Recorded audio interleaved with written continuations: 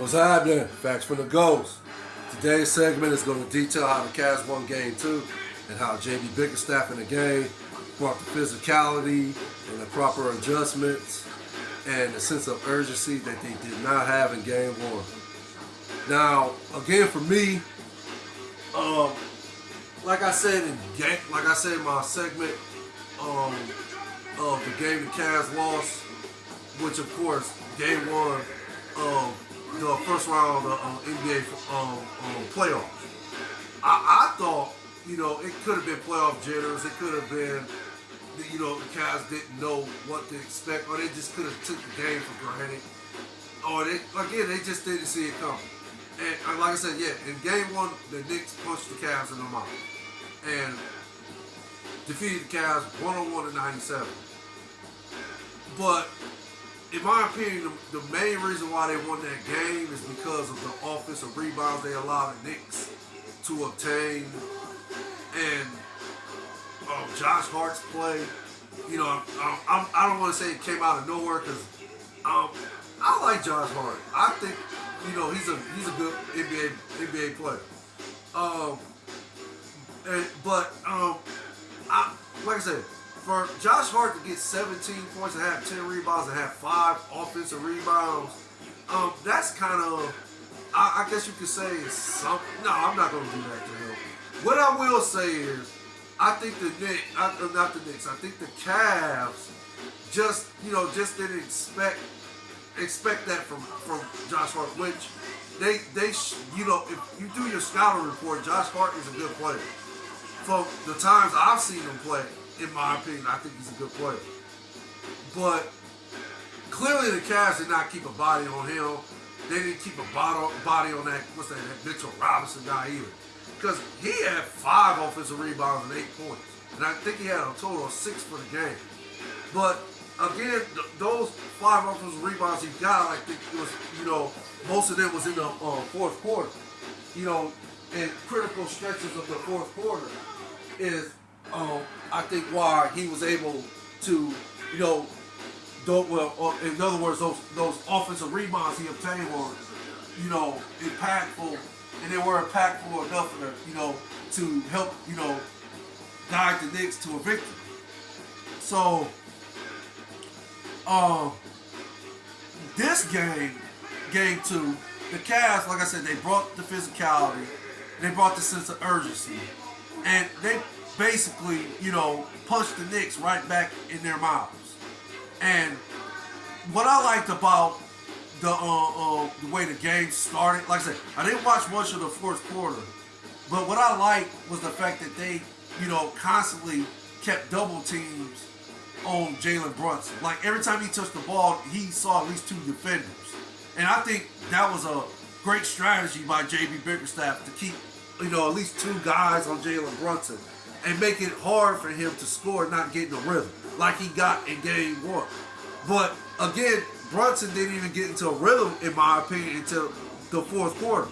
But it was, I want to say it was the last few minutes. Well, no, I'm sorry, not the last few minutes. Maybe the last 5 minutes. He hit a lot of critical baskets. Maybe it was the last 3 minutes. Like I said, I could be wrong about that, but maybe the last 3 minutes he hit a lot of critical baskets that also were reasons why the Knicks won Game 1. And of course, Tom Thibodeau's coaching. Of course, we all know how great he is as far as in a head coach in the NBA. We know, how he was, able to coach those Bulls teams to, a round away from the finals, like to the Eastern Conference Finals. I think they only went 1 year in 2011, I believe. I could be wrong about that, but I know in 2011 they had the best record in the NBA, and they, for the most part, I think it was an easy run for them to get to the Eastern Conference Finals until they, of course, faced Miami, LeBron James and the Miami Heat. but we all know how that story is, so I'm not going to even touch that. I just want to try to give a little, brief summary on how great Tom Thibodeau is as a head coach in the NBA. So we know what he brings to the table. So yeah, he's another reason why the Knicks won Game 1. And then the play, of course, of Julius Randle hitting big shots down the stretch. Of course, yeah, Josh Hart hitting big shots down the stretch. There could be other reasons, but these are reasons that I'm pointing out, in my opinion, why the Knicks won Game 1. Now, in Game 2, of course, Darius Garland started the game off being aggressive. He started the game off looking for his shot. He, was coming off the pick and roll instead of, passing or throwing oops to Jared Allen or whoever else was setting the pick. He was looking for his shot. He was being aggressive. He was attacking the basket. He was taking, the shots that were given to him. He was taking them. And, of course, he was hitting them in a high percentage, hit them in a high clip. And he was on, his dribble skills was on display and so forth. And as a team, the Cavs just, the Cavs were just, a monster on defense. They were a monster on defense. So that's the way they brought the physicality on defense is one of the reasons why they won Game 2. And Donovan Mitchell, I think Donovan Mitchell took a step back. And he took a step back because he wanted to see how his teammates was going to respond. And I didn't even mention him much in Game 1, but of course, Donovan Mitchell had 38, and I believe he had 8 rebounds, 6 assists. I could be wrong about the rebounds and assists, but I know he had 38 points. That's a fact. He had 38 in Game 1. But in Game 1, he took a lot of bad shots. He took a few bad shots. Not a lot, but he took a few bad shots. And he was, for the most part, playing one-on-one basketball.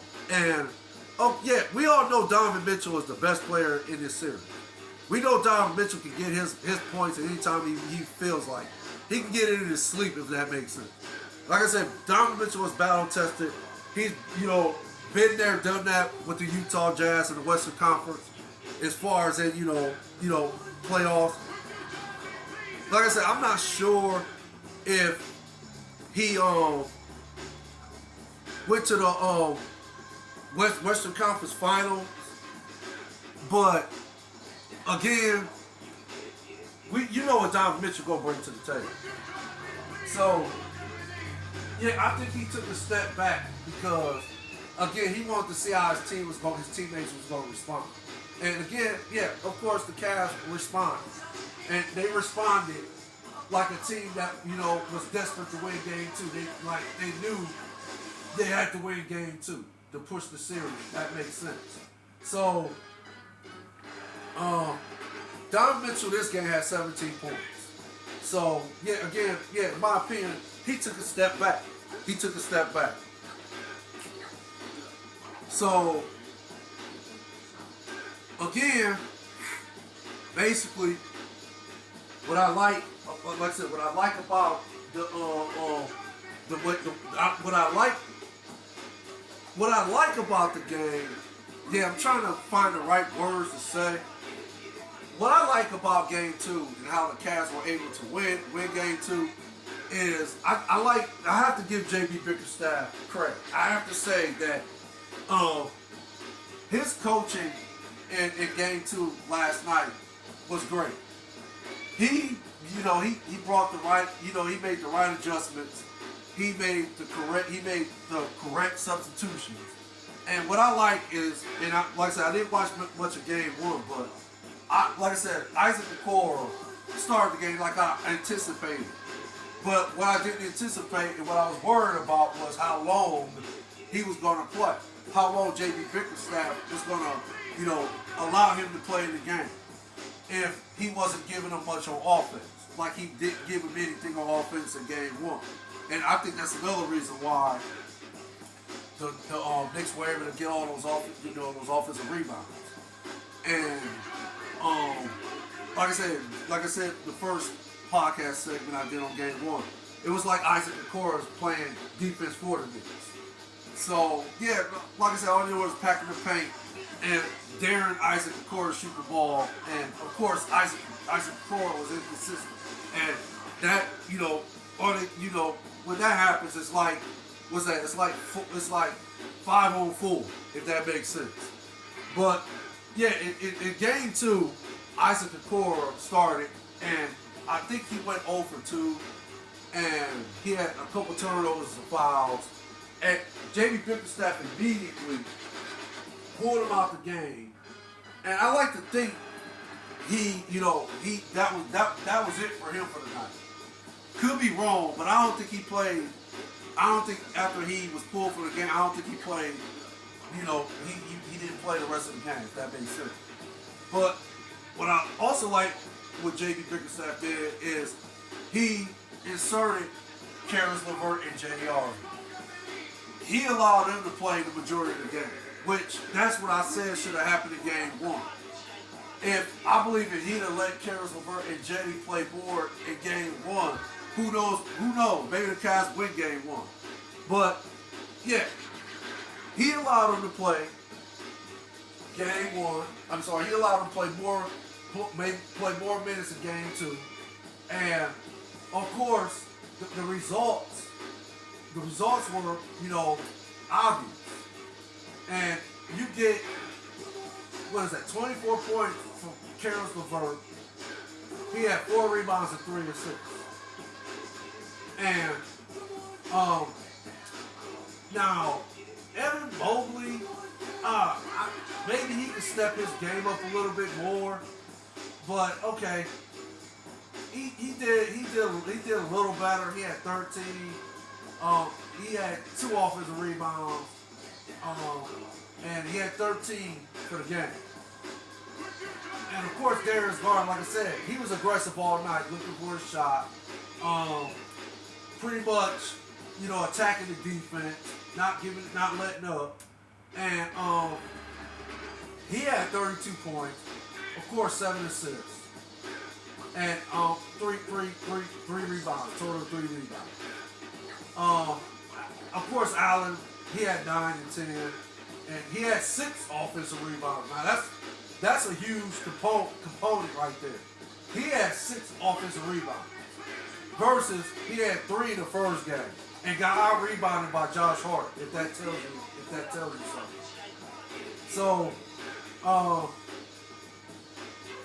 like I said, Donovan Mitchell had 17. Again, for me, J.B. Bickerstaff, yeah, his coaching was a lot better this game than it was in game 1, in my opinion, as far as in the X's and O's and the substitution game. And yeah, and what does that give you? Okay, the Cavs win the game 107-90. And again, they brought the physicality. They were able to punch the Knicks right back in their mouths. And now it just sets the stage for game 3. Now, we all know how that crowd gonna be for game 3 because, gosh, the Knicks have not been in the playoffs for